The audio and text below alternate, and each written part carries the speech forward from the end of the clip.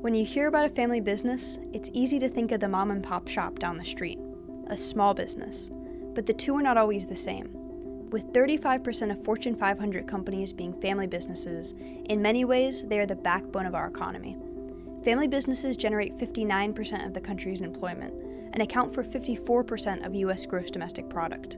These include small and medium-sized companies, but also companies like Ford, Nike, Walmart, Dell, Mars, Marriott, and more. It's a unique experience to have things that are typically two separate worlds, family and business, be inextricably linked. These families' livelihoods depend on their abilities to resolve conflict and communicate well with each other. And because of this mixture of family dynamics, business, and ownership, family businesses are unlike any other. They have their own strengths and weaknesses, existing as an entity separate from non-family businesses. The main factors that separate family businesses are their greater longevity, succession, higher rates of employee retention, longer-term thinking, and greater involvement in their local communities. One of the most commonly cited statistics related to family businesses is the three-generation rule. More than 30% of all family-owned businesses make the transition into the second generation. 12% will still be viable into the third generation, with only 3% of all family businesses operating at the fourth generation level and beyond. Shirt sleeves to shirt sleeves in 3 generations is the American proverb. In Italy, it's from the stable to the stars and back again. In Scotland, it's the father buys, the son builds, the grandchild sells, and his son begs. And while it may be a commonly held phrase across cultures, it's a misleading one. In actuality, family businesses on average outlast typical companies, and they often dominate the lists of the longest-lasting businesses in the world, while regular companies typically have a lifespan of 15 years, or not even 1 generation. But regardless of whether the 3-generation rule is a myth, many of the problems that family businesses run into relate to succession in one way or another. Oftentimes, the person in charge puts off succession planning, or they believe the issue can be settled without their involvement, resulting in a poorly managed succession transition, which opens up the stage for even greater problems. But there are issues to note even within planning for succession. There can be immense pressure put on future generations to continue the family business, resulting in a leader that is apathetic or unengaged.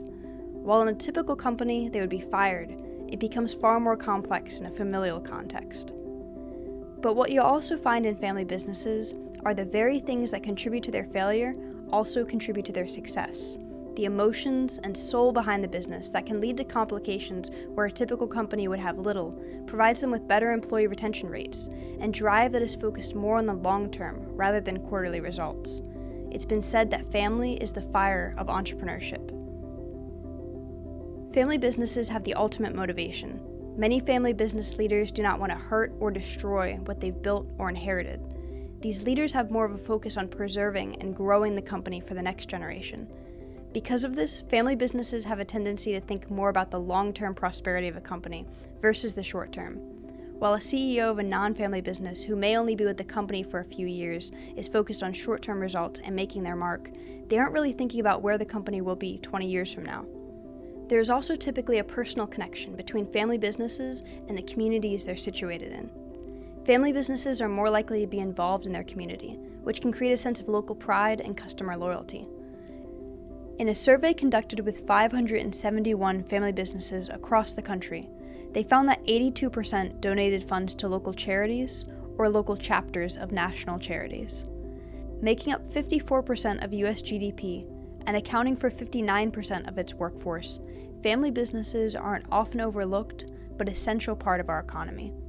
In 2022, the bipartisan Congressional Family Business Caucus was formed to educate and inform policy decisions, as well as give family businesses of all sizes a leadership voice in Congress.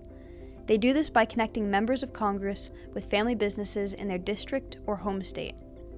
By contacting your state representative and asking them to join the Congressional Family Business Caucus, you can help increase awareness around the issues family businesses face and educate on the vital business and livelihood they provide to their employees and communities.